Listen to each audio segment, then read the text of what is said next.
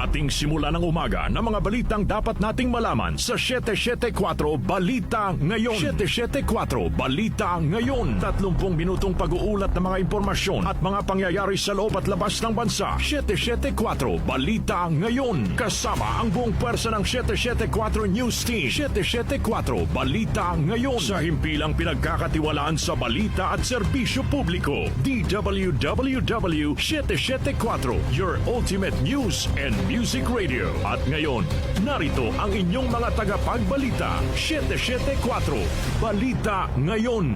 774 Balita Ngayon.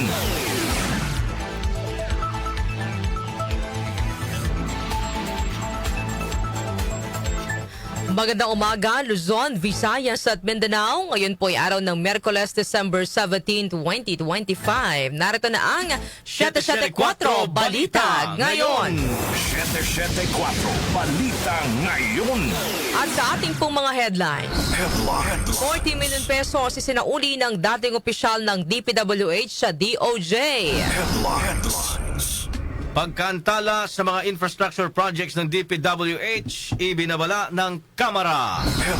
DPWH nagsumiti na ng revised adjustment factors na gagamitin sa infrastructure projects sa ilalim ng 2026 budget. E-Gates launch at food hall inilunsad sa NAIA. NSC tiniyak na walang seryosong banta sa Pilipinas sa pagbisita ng dalawang dayuhan na sangkot sa pamamaril sa Bondi Beach sa Australia. OFW na biktima ng sunog sa Hong Kong at sumagip sa isang sanggol kinilala ni Pangulong Ferdinand Marcos Jr. Sa atin naman pong Metro News, Manila Councilor na binastos ng kapwa konsehal, formal nang naghain ng reklamo. Sa ating Science and Technology News, mga bakuna hindi nagdudulot ng autism ayon sa World Health Organization. Lifestyle News, Pilipinas tinanghal na Asia's Best Retirement Destination.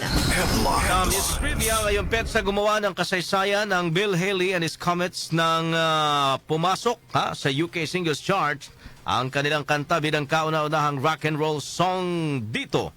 Ano ito? Alamin natin sa balitang Music Trivia. Sa atin naman pong balitang kakaiba, isang lalaki sa Italy nagpanggap bilang kanyang yumaong ina para patuloy na makuha ang pensyon nito. Ang ating po oras, 6:42 ng umaga. Kami po ang inyong tagapagbalita, Darlene Olanyo. At ako naman si Albert Antibo. Narito naman po ang detalye ng mga balita.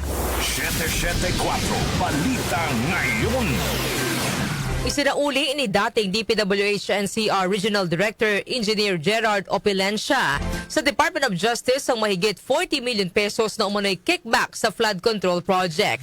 Ayon kay DOJ Acting Secretary Frederick Vida, bahagi ito ng restitution process at ng Memorandum of Agreement para sa kanyang provisional admission sa Witness Protection Program o WPP. Inihayag pa ni Vida na bahagi pa lamang ang 40 million pesos sa kabuang 150 million pesos na halagang nakatakdang isauli ni Opilencia. Ayon sa DOJ, hindi lang ito ang ibabalik niyang pera.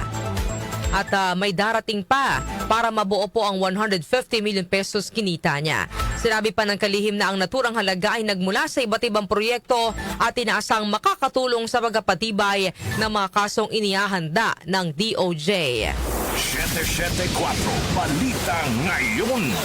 Nanganganib na hindi maipatupad ang 400 billion pesos na halaga ng mga proyektong pang-infrastruktura ng Department of Public Works and Highways o DPWH.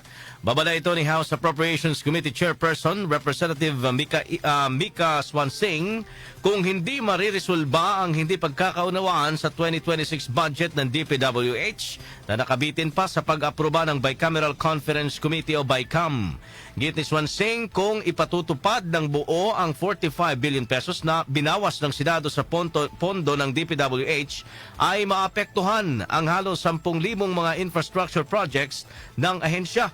Ayon kay Swansing, tiniyak na magkakaroon ito ng negatibong epekto sa paglago ng ekonomiya, pagbibigay ng trabaho at pagkakaloob ng serbisyo sa bawat komunidad.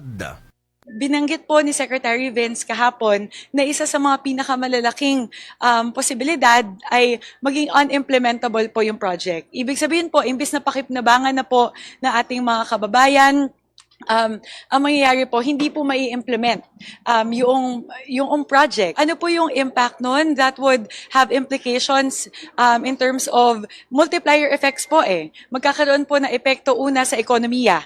Kailangan po natin na infrastructure spending ngayon para po ma-accelerate po yung growth natin sa GDP. Pangalawa po, yung impact po sa trabaho. Nakita naman po natin anong nangyari nung tinigil yung mga proyekto, marami pong mga nawalan ng trabaho. At pangatlo po, yung impact sa mga komunidad. Ang pahayag ni House Appropriations Committee Chairperson Mika Swansing. 774 Balita Ngayon. Kinumpirma naman po ni Senador Sherwin Gatchalian na nagsumiti na ang DPWH ng revised adjustment factors na gagamitin para sa mga infrastructure projects ng pamahalaan. Kasalukuyan na anya nilang pinag-aaralan at binibiripika ang mga isinumiting datos ng DPWH. Kapag validated na nilang datos, sa kanila ia-apply ito sa mga proyektong nakapaloob sa national budget. Iginiit ni Gatchalian na ang mahalaga sa kanila sa Senado ay matiyak na walang overpriced items at may patutupad ang mga proyekto na hindi maapektuhan ng ekonomiya ng bansa. Para sa Senador, ang maayos sa pagbusisi sa mga gastusin ay mahalagang hakbang para matiyak ang transparent at epektibong paggamit ng pondo ng bayan. Nabinbin noong Martes ang pagtalakay sa BICAM sa 2026 national budget matapos magka-deadlock sa pagitan ng Senado at Kamara dahil sa hirit na ibalik ang 45 billion pesos na ibinawas sa pondo ng DPWH. Samantala, Senador, gugustuhin pang mag-reenacted budget kaysa magpasa ng national budget na tadtad ng katiwalian. Detalye po yung hatid ni Conde Batak. Conde. Mas gugustuhin pa ni Senate President Pro Tempore Ping Lacson na magpairal ng reenacted budget sa Enero o kahit sa unang quarter ng 2026. Itong inihayag ni Lacson sa gitna pa rin ng deadlock sa pagitan ng Senado at Kamara sa Bicameral Conference Committee dahil sa tinapyas na 45 billion pesos sa pondo ng DPWH. Iginit ni Lacson na makabubuting reenacted ang budget sa Enero o sa first quarter kaysa naman magpatibay sila ng national budget na hindi nasuri, delikado sa pang-aabuso at ang mas malala ay tadtad ng katiwalian.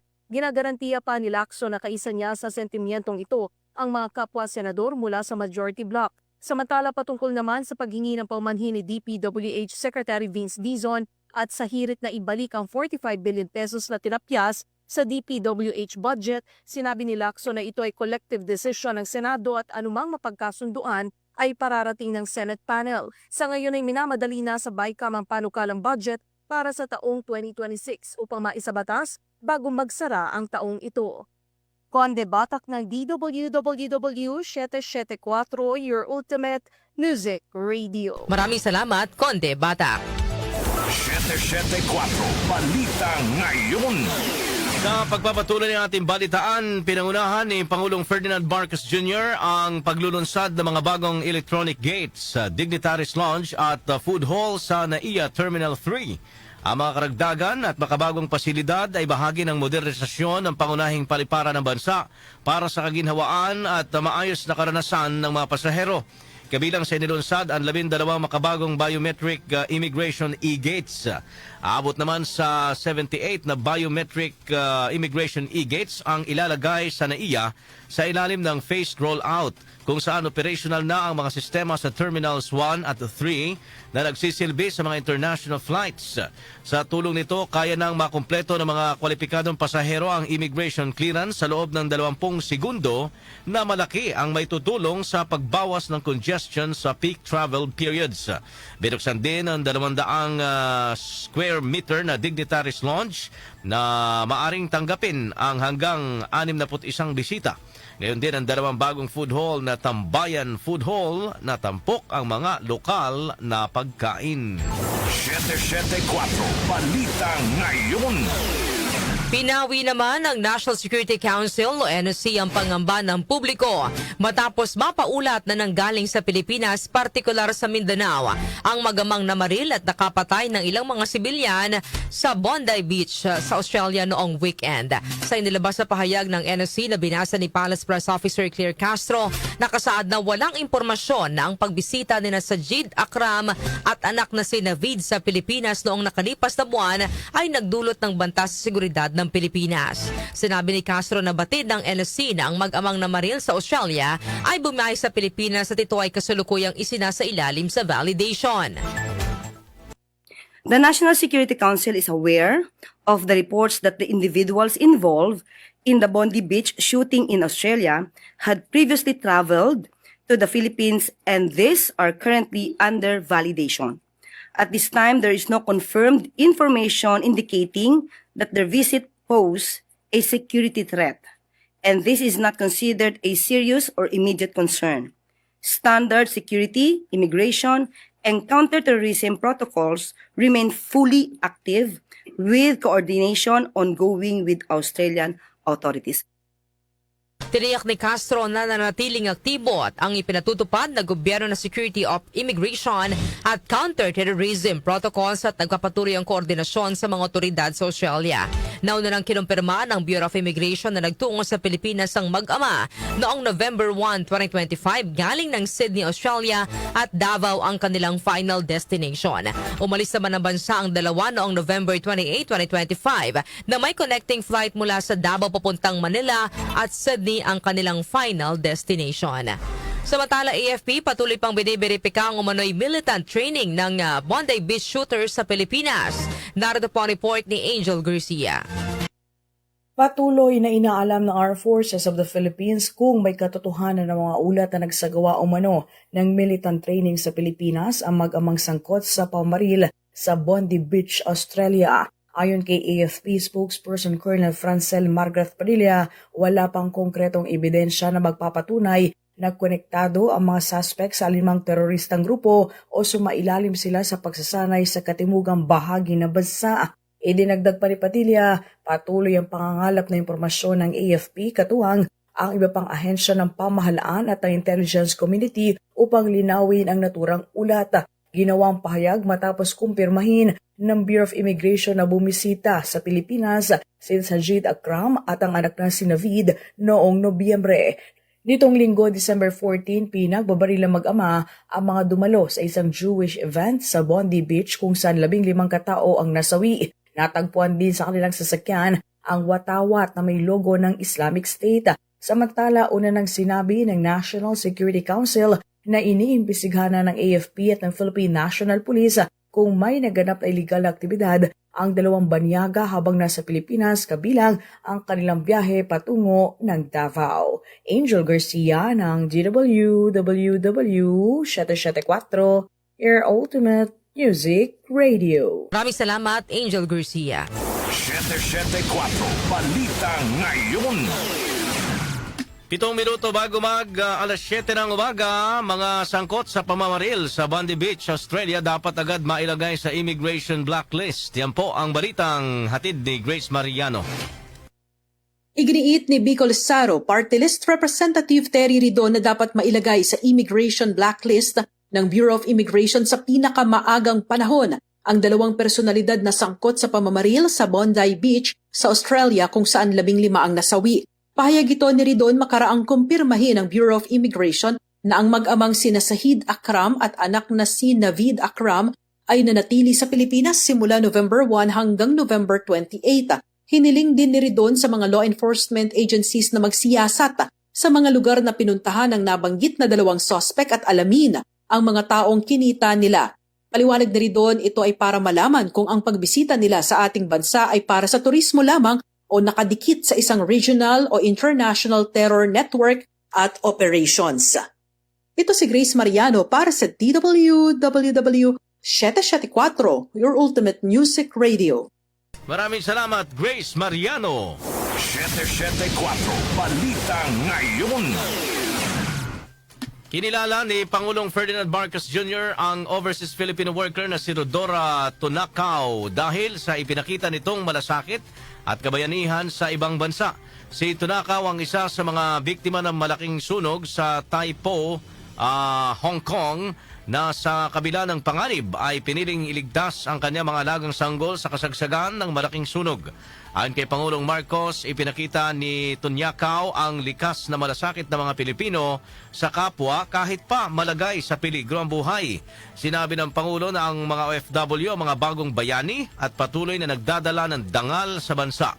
Iniyag pa ng Pangulo na hindi biro ang sakripisyo ng mga OFW na nagsisikap na mabigyan ng mas magandang kinabukasan ang kanilang pamilya sa kabila ng pangungulila at panganib.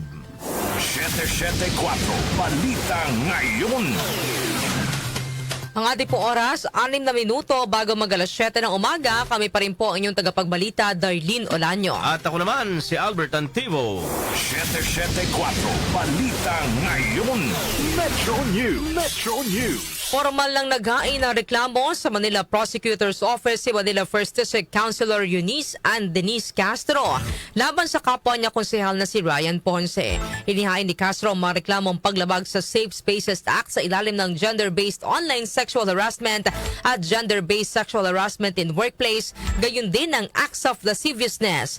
Kaugnay ng umano'y mga mensahe at kilos na una na niyang ibinunyag noong October 9. Ayon sa legal counsel ni Castro na si Attorney Maggie Garduque, mula December 2024 hanggang mahalal si Castro bilang konsihal, ay patuloy umano ang pagpapadala ng mensahe ni Ponce ng sexual harassment online at mayroon ding sexual harassment na ginawa sa biktima habang siya ay nagtatrabaho na sa Manila City Hall. Dagdag ni Garduque, bagamat nasampahan na ng administrative case si Ponce at nasuspindi ng 60 araw, kasong kriminal naman ang kanilang inihain kaugnay ng mga insidente. Foreign exchange rates. Foreign exchange rates. Narito naman ang update sa ating foreign exchange rates. Ang palitan po ng piso kontra dolyar ay nasa 59 pesos and 12 centavos. Nasa 69.49 pesos naman ang palitan ng piso kontra euro, habang ang British pound ay nasa 79 pesos and 9 centavos. Ang palitan naman ng piso kontra Saudi Riyal ay nasa 15 pesos and 75 or 76 centavos, habang ang Japanese yen ay nasa 38 centavos. Lotto results. Lotto results. Update naman po tayo sa resulta ng loto. Iatid po sa atin ni Joanna Bakiran. Joanna! Narito na ang mga lumabas na winning combination sa Ultra Lotto 658 na binola kagabi December 16. 35, 37, 14, 1, 43 at 12. May papremyo naman ito na 49,500,000 pesos. Ang bola naman sa Super Lotto 649 ay ang 10, 30, 13, 19, 32 at 26, kung saan naabot ang papremyo sa 55,343,237 pesos and 60 centavos.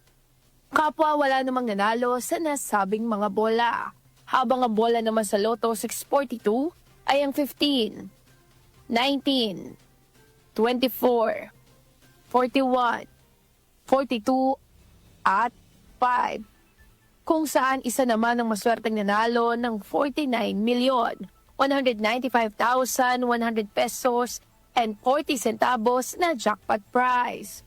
Ako po si Jonah Bakira na nagsasabing huwag lang umasa sa bola, tumaya sa buhay para maka-jackpot ka ng tagumpay. Maraming salamat, Joanna Bakiran. Science and Technology. Science and Technology. Sa ating Science and Technology News, mga bakuna hindi magdudulot ng autism ayon sa World Health Organization o WHO. Yan po ang detalye ng balitang ihatid sa atin ni Rose May Miranda. Muling pinagtibay ng isang bagong analysis ng World Health Organization o WHO na walang kaugnayan sa pagitan ng mga bakuna at autism na salungat sa mga teorya na pinakalat sa Estados Unidos. noong nakaraang buwan ng rebisahin ng US Centers for Disease Control and Prevention sa website nito ang mga impormasyon sa dati nitong posisyon na batay sa siyensya ay hindi nagiging sanhi ng developmental disorder autism ang mga pagbabakuna. Sa mga taon ng pananaliksik, nagpapakita na walang koneksyon sa pagitan ng mga pagbabakuna at autism o iba pang mga neurodevelopmental disorder. Ngunit matagal nang nagpahayag si Robert F. Kennedy Jr., ang health chief ng US ng retorika laban sa bakuna at mga inaccurate claim na nag-uugnay sa dalawa. Dahil dito, muling iginiit ni WHO Chief Tedros Adhanom Ghebreyesus na ang autism ay hindi side effect ng mga bakuna. Sinuri rin ng komite ang 31 pag-aaral mula sa iba't ibang bansa sa loob ng 15 taon na may kaugnayan sa mga bakuna na naglalaman ng thimerosal o isang preservative na pumipigil sa bacterial at fungal contamination sa multidose vial at aluminum adjuvants. Ani Tedros, ipinakita ng mga ebidensyang nakasaad dito na walang ugnayan sa pagitan ng mga bakuna at autism, kabilang ang mga bakuna naglalaman ng aluminum o thimerosal. Ang sinasabing koneksyon sa pagitan ng bakuna sa tigdas, beke at rubella at ng autism ay nag-ugat sa isang maling pag-aaral na inilimbag noong 1998, ngunit binawi rin kalaunan matapos na may maisama rito na maling datos at hindi na na-replicate o naulit ang mga resulta nito, gayon din na pinabulaanan ng mga sumunod na pag-aaral. Idinipensa pa ni WHO Chief Tedros na sa nakalipas na 25 taon, ang namamatay na wala pang 5 taong gulang ay bumagsak ng higit sa kalahati kung saan ang pagbabakuna ang isa sa pangunahing dahilan nito. Manatiling may kaalaman sa agama teknolohiya sa gitna ng pagiging moderno ng ating mundo. Ako si Rose May Miranda ng DWWW Shatek 4, Ultimate Music Radio. Thank you, Rose May Miranda. Lifestyle News. Lifestyle News. Sa atin naman pong lifestyle news, Pilipinas sa tinanghal na Asia's Best Retirement Destination. Itali po ihatid ni Mika Fajardo. Mika. Malugod na tinanggap ng Department of Tourism o DOT ang pagkilala sa Pilipinas bilang Asia's Best Retirement Destination ng 11th Tripzilla Excellence Award. Ayon kay Tourism Secretary Cristina Frasco, ang pagkilalang ito ay patunay ng lumalaking katayuan ng Pilipinas bilang global retirement hub at hindi lamang isang magandang lugar upang bisitahin, ngunit isang lugar na matatawag na tahanan. Idirindag niya na ang mga retirado ay naakit sa Pilipinas hindi lamang para sa mga likas na atraksyon nito, kundi para sa kultura ng pangangalaga, mabuting pakikitungo at pakikirami ng mga Pilipino. Binigyang diin din ni Frasco na ang Pilipinas ay nagmumukod-tangi dahil sa mga magiliw na komunidad, English-speaking communities, klima at mga pasilidad sa pangangalagang pangkalusugan na kinikilala sa buong mundo. Kaugnay nito, sinabi ni Frasco na isang hamon ng pagkilala upang higit pang pahusayin ang world-class na mga programa at serbisyo na nagproprotekta sa dignidad, kaginhawaan at kapakanan ng mga retirado. Ako po si Mika Fajardo ng DWWW Shatek 4, your ultimate music radio. Maraming salamat, Mika Fajardo. Music Trivia. Music Trivia. Sa ating music trivia, ngayong petsa gumawa ng kasaysayan ang Bill Haley and his Comets nang pumasok sa UK Singles Chart, no? Ang kanilang kanta bilang kauna-unahang rock and roll song dito. Ano ang awitin na ito? Alamin natin sa music trivia ni Kenny Gacosta. Kenny. Blessed Wednesday morning, narito na ang hatid ko sa inyong music trivia. Ngayong petsa na ito, December 17 taong 1954, gumawa ng kasaysayan ng American rock and roll band na Bill Haley and his Comets matapos mapabilang sa UK Singles Chart ang kanilang kanta na Rock Around the Clock bilang kauna-unahang rock and roll song na pumasok sa naturang music chart. Ang Rock Around the Clock ay isinulat ng mga American songwriters na sina Max Friedman at James Meyer. Nirecord ng Bill Haley and his Comets ang kanta noong April 12, 1954 at nirelease naman noong May 20 ng kaparehong taon sa ilalim ng Decca Records. Umabot sa number 4 spot sa UK Singles Chart ang Rock Around the Clock. Napabilang din ang awitin sa soundtrack ng 1955 film na Blackboard Jungle. Ang kanta ang sinasabing nagdala ng rock and roll music sa mainstream culture sa mundo. Nairanggo ang Rock Around the Clock sa ika-159 na pwesto sa listahan ng Rolling Stone magazine na The 500 Greatest Songs of All Time.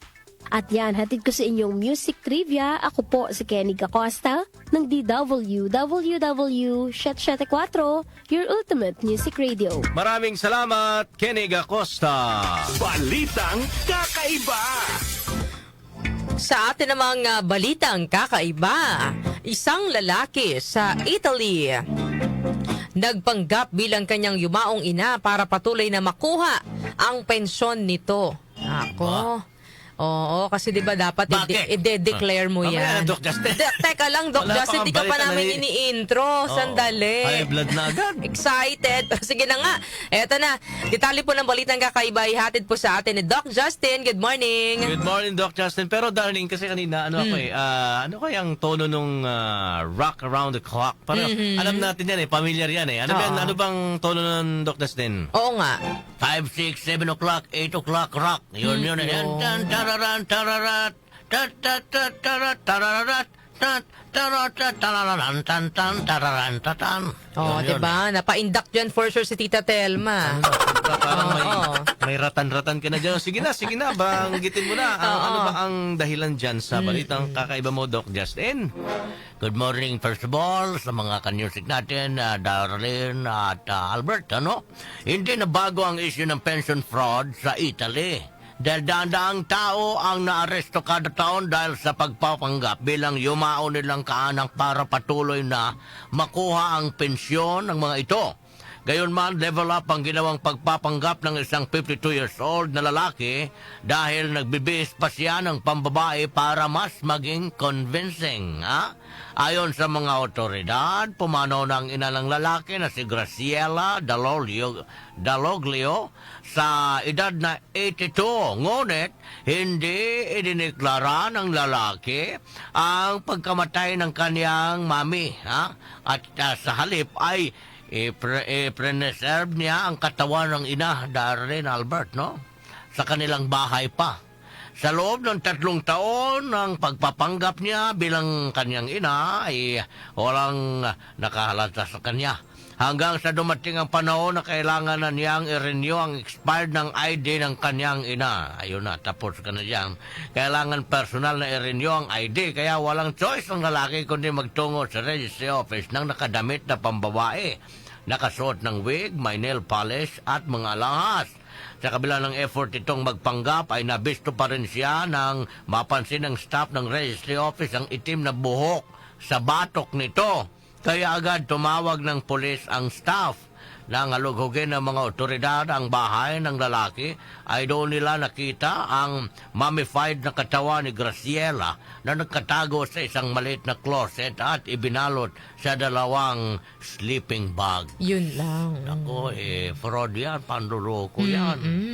Pero alam mo, malaking bagay na ngayon sa teknolohiya, yung mga biometrics, pag nag-renew ka ng ID, yung mga fingerprints mo. Oo, kasi yun yung hindi May WhatsApp na ang mapipeke peke, talaga. Oo. Kaya yung mga ID, di ba ngayon, talagang maganda na, may mga code-code na yan Okay, so wag natin gagawin ito Wag nating subukan, masisira ang buhay mo. Correct. Tsaka walang lihim na hindi nabubunyag, Totoo Doc yan. Justin. Alright. Kita mo yung balitang kakaiba mo, ilang taon siyang nakakalusot.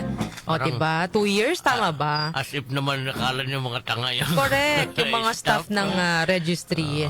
Yun na nga. Alright, sige mga kanyosik, yan ang ating balitang kakaiba ngayong araw na ito. Ako si Doc Justin, just out na ko. Thank you! Maraming salamat, Doc Justin, sa ating balitang kakaiba. Eto muna, bago tayo magtapos sa ating balitaan, Albert, bigay muna natin ano bang ating tatalakayin sa opinion ko ngayong December 17. Uy! Mas makakabuti ba kung hindi na dadaan sa politiko o yung political endorsement ang guarantee letter sa paghingi ng medical na tulong? Oo! Ayan. Yan po ang ating pag-uusapan, mga kanyusik. Siyempre tayo, may mga pagkakataon na kailangan natin ng mga assistance, di ba, Albert, no?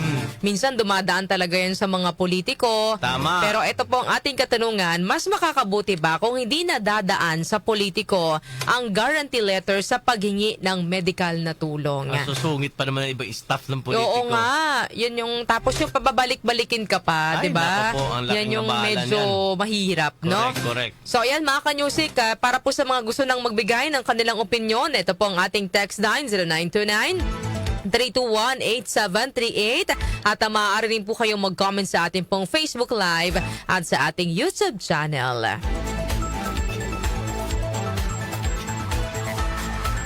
Inyo pong narinig ang mga may init na balita ngayong araw po ng Miyerkules, December 17, 2025. Kami po ang inyong tagapagbalita, Darlene Olanyo. At ako naman, si Albert Antivo. Napasa inyo ang 774 Balita Ngayon. 774 Balita Ngayon.